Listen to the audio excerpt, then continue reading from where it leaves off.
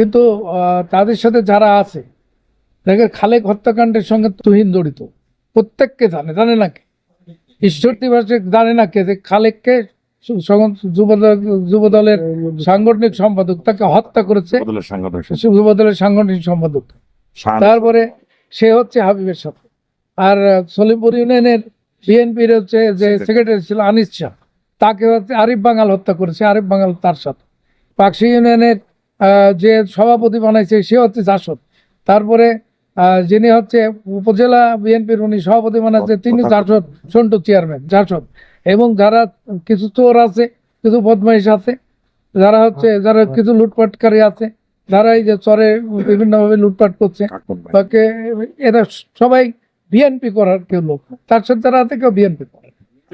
100 বার পাবনা জেলা বিএনপির অ্যাডভোকেট শামসুর রহমান শিমুল বিশ্বাস অত্যন্ত কৌশলে এবং বিএনপির নেতা কর্মীদের হচ্ছে পরিশ্রমে তিনি নির্বাচিত হয়েছেন।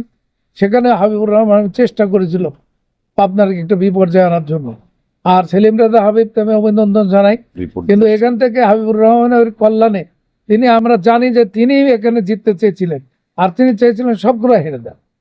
তা আমরা সেই জন্য বলবো যে অনতিবিলম্বে এই কমিটি ডিজলভ করা হোক, ভেঙে দিয়ে বিএনপি করা হোক। এখন বিএনপির নেতৃত্বে বিএনপি নাই, অপশক্তিরা আজকে বিএনপির নেতৃত্বে আছে।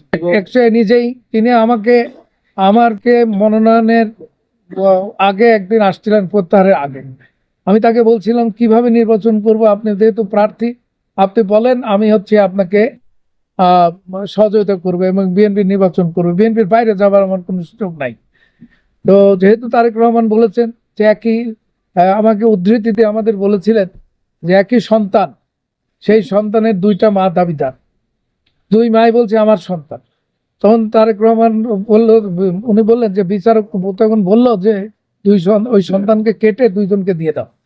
আসল যিনি সন্তানের মা তিনি বলেন না, এই সন্তান আমার না, যে আছে তাকে দিয়ে দাও, অন্তত বেঁচে থাকবে পৃথিবীতে। আমি সেভাবে বলতে চাই যে ধানের শীষকে আমরা যে কোনো মূল্যে রক্ষা করতে চাই। আমাকে 2বার পরাজিত করেছে হাবিবুর রহমান, এবং সে আওয়ামী লীগে থাকাকালীন আওয়ামী লীগের অবস্থানটাকেও নষ্ট করেছে। এবারে তিনি হচ্ছে আওয়ামী লীগের সপক্ষে থেকে আওয়ামী লীগের ভোটে উনি এমপি হবেন, এই দম্ভক্তি উনি করেছেন। সুতরাং আমরা বলি যে অনতিবিলম্বে তাকে এই দল থেকে সমূলে বিনষ্ট করা হোক, বহিষ্কার করা হোক।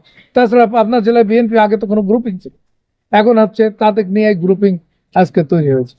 সমন্বয় যদি তারা উদ্যোগী হন, সমন্বয় করতে পারে।